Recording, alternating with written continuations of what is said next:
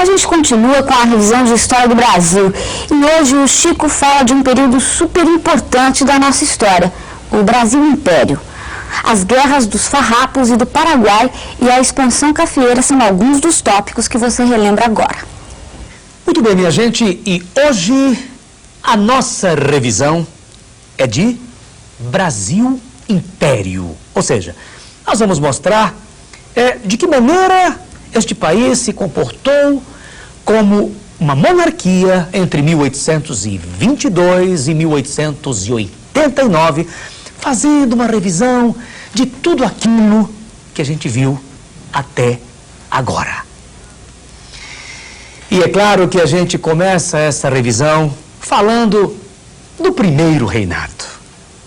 É bom lembrar que o nosso primeiro imperador, Dom Pedro I, governou este país de forma quase que absolutista entre 1822 e 1831.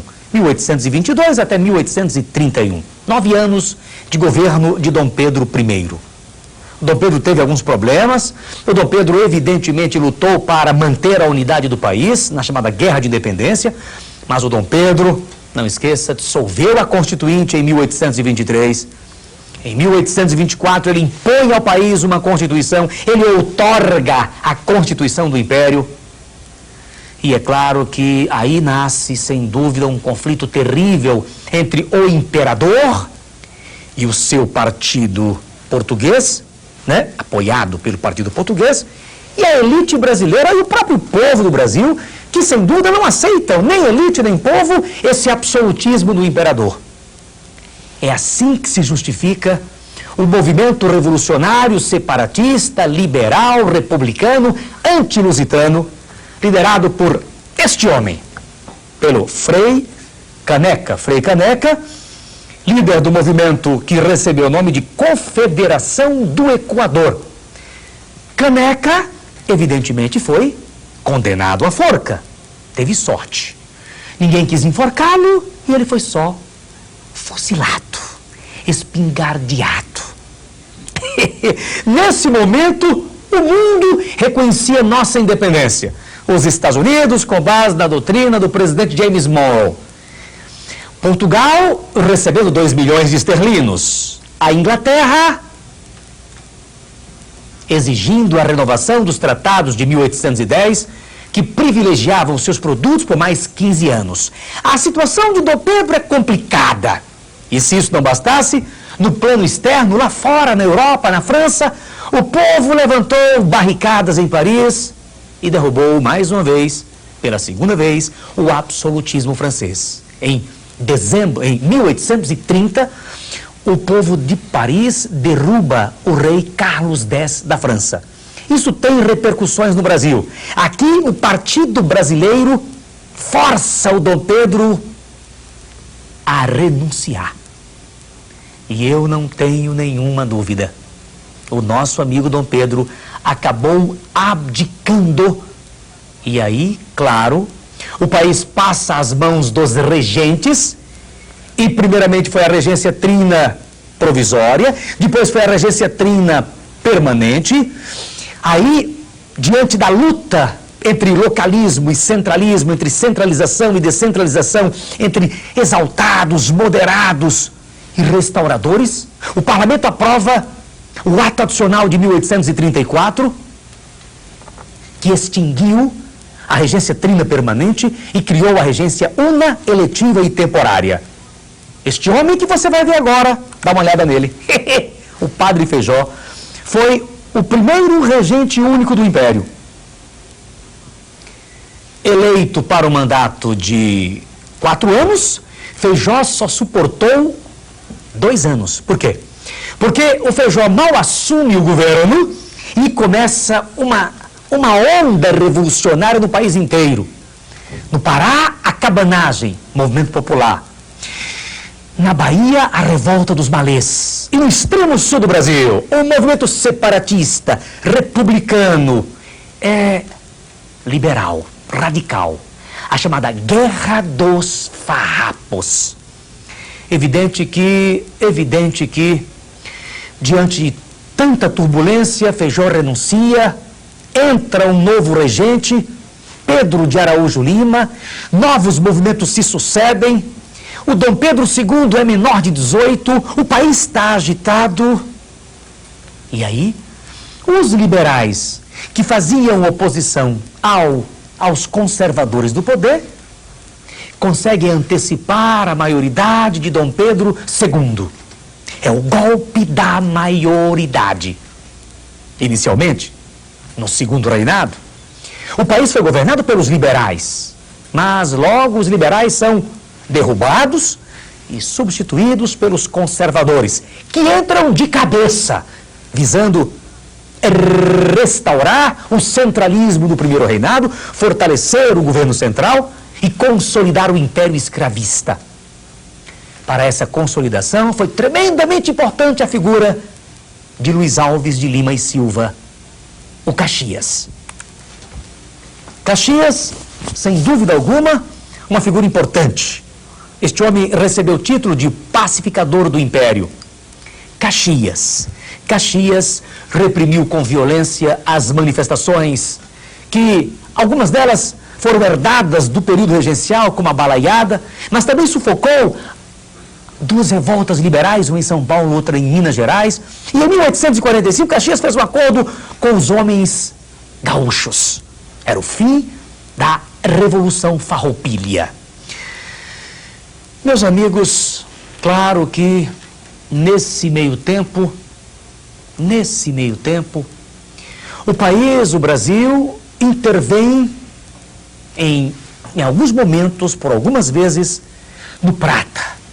E é claro que, de todas as intervenções brasileiras no Prata, a que ficou mais famosa, a que se notabilizou, curiosamente, pela violência, pelo genocídio, foi a Guerra do Paraguai. E aqui o mapa mostra com os mínimos detalhes essa guerra que envolveu o Brasil, a Argentina, o Uruguai, e que infelizmente, levou para o túmulo 600 mil paraguaios de uma população de 800 mil habitantes. Um verdadeiro genocídio. A guerra termina em 1870 e, curiosamente, o grande vitorioso no conflito não foi o Brasil, foi a Inglaterra. Nesse meio tempo, o principal produto da economia brasileira é o café. Olha a expansão cafeeira. O Brasil se transforma no primeiro produtor mundial de café. Café inicialmente produzido no Vale do Rio Paraíba. Mas o café não para por aí. O café atinge outros pontos, outras regiões. O café atinge, por exemplo, o oeste de São Paulo, o interior de São Paulo. Inicialmente, o café tem um problema. Por quê? Porque o café, enquanto, plantado próximo ao litoral, o porto de escoamento era muito bem perto das fazendas. Mas agora o café está sendo plantado no oeste paulista, no interior de São Paulo. Então, o problema do escoamento aparece, é resolvido pelas ferrovias. Nesse meio tempo, surge uma outra questão séria. Falta gente para trabalhar nas fazendas. Por quê? Porque em 1850 o governo brasileiro extinguiu o tráfico negreiro. Resultado, o Brasil foi obrigado, os fazendeiros foram obrigados a utilizar a mão de obra livre do imigrante europeu. Enquanto isso, caminhava paulatinamente, muito devagar, a campanha pela abolição da escravatura, pela abolição da escravidão. 1871, Lei do Ventre Livre. 1885, Lei do Sexagenário. 1888, Lei Áurea. 1888, Lei Áurea, e a gente não pode esquecer que a Lei Áurea, ela foi sancionada pela Princesa Isabel no dia 13 de maio de 1888. Meus amigos, Qual era a situação do Império nesse momento? O Império estava podre. O Império estava totalmente apodrecido. Por quê? Porque o Império não foi capaz de acompanhar as modificações que se operaram na economia brasileira por conta do café, por conta da urbanização, por conta de um surto industrial gerenciado por Mauá. O Império foi incapaz de acompanhar as mudanças no plano da sociedade, uma vez que nasce uma nova elite agrária tremendamente interessada em unir o útil ao agradável, o poder econômico ao poder político. Estamos falando da elite cafeeira, particularmente dos fazendeiros de São Paulo e dos fazendeiros de Minas Gerais. O pessoalzinho que funda o Partido Republicano Paulista, o PRP, e que funda o Partido Republicano Mineiro. Portanto, nesse meio tempo, já está em curso, uma campanha pela proclamação da República, pela mudança do regime. Tinha interesse nessa mudança o Exército Brasileiro. O Exército por quê? Porque o Exército, na verdade, já não tinha lugar.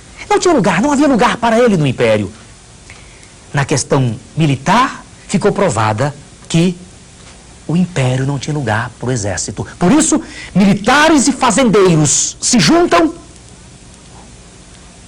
numa conspiração, num golpe, que culminou com a proclamação da República no dia 15 de novembro de 1889.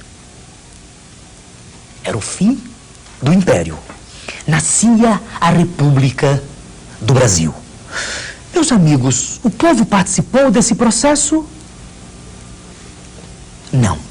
O povo assistiu, como dizia Aristides Lobo, bestializado, bestificado, à proclamação da República, quando muito ganhou o feriado de 15 de novembro.